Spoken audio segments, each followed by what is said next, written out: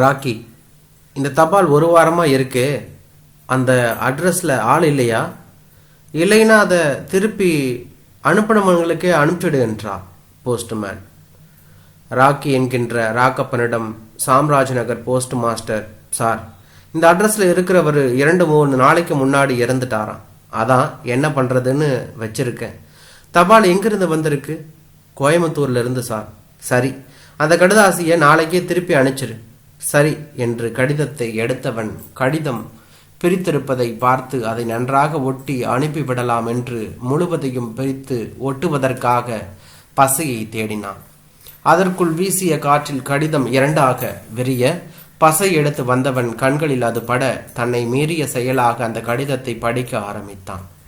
கோயம்புத்தூர் வடவள்ளியில் வந்து இறங்கியவன் அங்கிருந்து மாதவபுரம் செல்ல எத்தனை மணிக்கு பஸ் வரும் என அருகில் இருந்த கடையில் கேட்க, அவர்கள் அரை மணி நேரத்தில் ஒரு மினி பஸ் வரும், அதில் ஏறி மாதவபுரம் என்று கேட்டாலே இறக்கிவிட்டு விடுவார்கள் என்று பொறுப்பாக பதில் தந்தார்.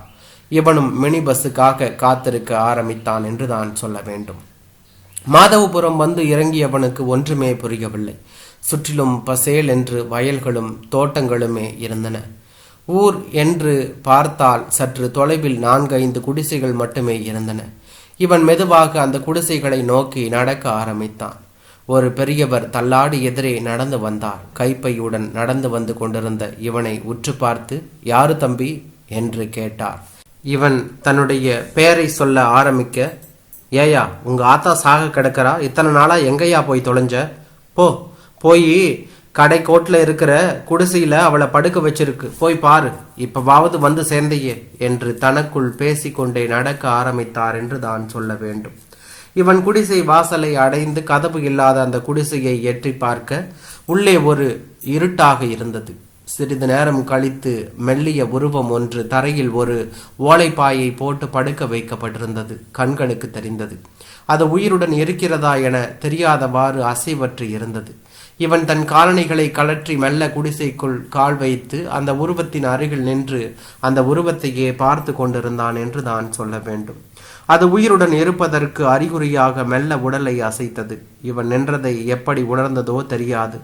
புவாயி என்று மெல்லிய குரலில் கூப்பிட, இவன் மெல்ல என்று சொல்ல, எங்கிருந்துதான் அந்த பலம் வந்ததோ, சாமி என்று தன் 2 கைகளையும் நீட்ட இவன் தன் கைப்பையை கீழே வைத்து அந்த உருவத்தின் கைகளை பற்றி கொண்டான். சாமி, சாமி, எங்கேயா போயிட்ட? உன் ஆத்தா என்ன பாவம் பண்ணுச்சு?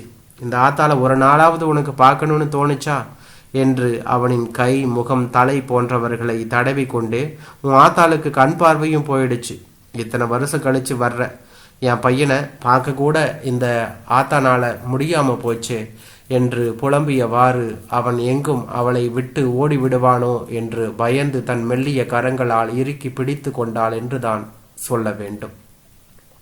வாசலில் நிழலாட திரும்பி பார்த்தான். ஒரு சிறுமி கிளிசல் சட்டையுடன் தலையில் எண்ணெயை பார்த்து பல மாதங்களாகி இருக்கும் உள்ளே வந்து கொண்டிருந்தான்.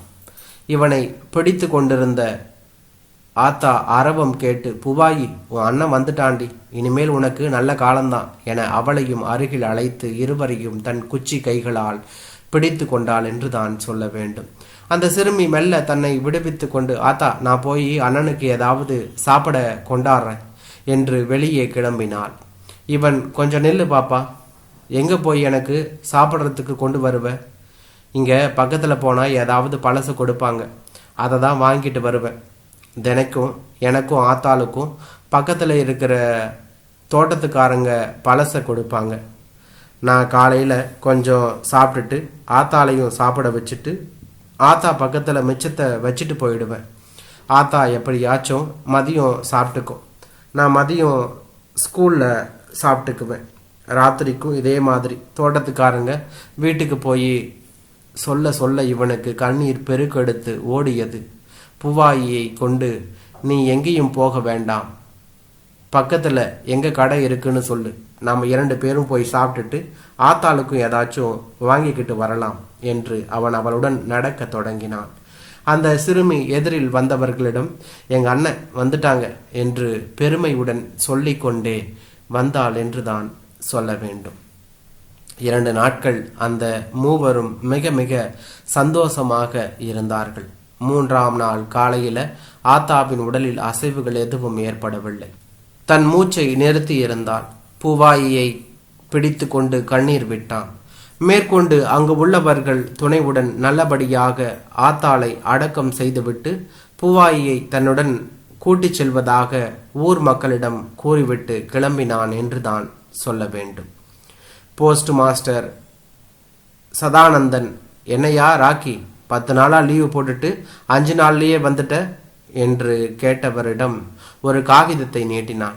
என்னையா பேப்பர் இது என்றவர் மேலோட்டமாக ராஜினாமா கடிதம் என்று போட்டிருப்பதை பார்த்தவர், என்னையா என்று இவனை நிமிர்ந்து பார்க்க, இவன் மேல படிச்சு பாருங்க சார் என்று சொன்னான். ஒரு தபால் ஊழியன் பிறர் கடிதத்தை படிக்க கூடாது என்பது சட்டம். அதை மீறி நான் ஒரு கடிதத்தை படித்து பார்த்து விட்டேன். அதனால் என்னுடைய வேலைக்கு நான் தகுதியற்றவனாகிவிட்டேன். ஆகவே நான் எனது பதவியை ராஜினாமா செய்கிறேன் என்று படித்து பார்த்தவர், எந்த லெட்டரையும் நீ படித்து கொண்டாயோ அதை என்று கேட்க, இவன் தன் பாக்கெட்டிலிருந்த அன்றைக்கு அவர் திருப்பி அனுப்ப சொன்ன கடிதத்தை நீட்டினான். அவர் அதை வாங்கி பிரித்து தானும் படிக்க ஆரம்பித்தார். அன்பு உள்ள அண்ணே, உங்களை நான் சின்ன குழந்தையா இருந்தப்ப பார்த்தது, அதுக்கப்புறம் பார்க்கவே இல்லை. இதை கூட ஆத்தா சொல்லி தான் எனக்கு தெரியும். ஆத்தா எப்பவும் உன்னை பற்றியே பேசிக்கிட்டு இருக்கும். இப்போ ஆத்தாளுக்கு கண்ணும் போயிடுச்சு, எந்திரிச்சு எல்லாம் நடக்கக்கூட முடியாது. நான் சாகிறதுக்குள்ள என் பையனை பார்த்துருவேன்னு அழுதுகிட்டே இருக்குது. இங்கே நாங்கள் 2 பேர் தான் இருக்கோம். இப்போ கூட ஆத்தா ஒரு பேப்பரில் எழுதி வச்சிருந்த உன் அட்ரஸை பார்த்துட்டு இதை எழுதுறேன். எப்படியாச்சும் வந்துடு. ஆத்தா உன் ஞாபகமாகவே இருக்கு. நான் ஒழுங்காக ஸ்கூலுக்கு போயிட்டு இருக்கேன் என்று எழுதியதோடு மட்டுமல்லாமல் கடிதத்தை கண்ணீர் வழிய படித்தவர் மேற்கொண்டு அவன் என்ன செய்திருப்பான் என யூகித்து கொண்டு, அந்த பெண்ணை கூட்டிக்கிட்டு வந்துட்டியா, என்ன செய்யலான்னு முடிவு பண்ணியிருக்க என்று கேட்டார். படிக்க வைக்க போகிறேன், நல்லா படித்து முன்னுக்கு கொண்டு வர போகிறேன். தெரிஞ்சோ தெரியாமலோ என்னை அண்ணனா ஏற்றுக்கிட்டு இருக்கு. அந்த அண்ணனோட கடமையை நான் செய்யறதுன்னு முடிவு பண்ணிட்டேன் என்று சொன்னான். அப்படின்னா இந்த ராஜினாமா லெட்டரை முதல்ல கிழிச்சு போடு. ஏன்னா நானும் இந்த லெட்டரை படித்ததுனால இப்போ நானும் ரிசைன் பண்ணணும். அது என்னால் முடியாது. நம்ம 2 பேரும் செஞ்சது தப்புனா மேலே இருக்கிறவன் நமக்கு தண்டனை கொடுக்கட்டும் என்றான்.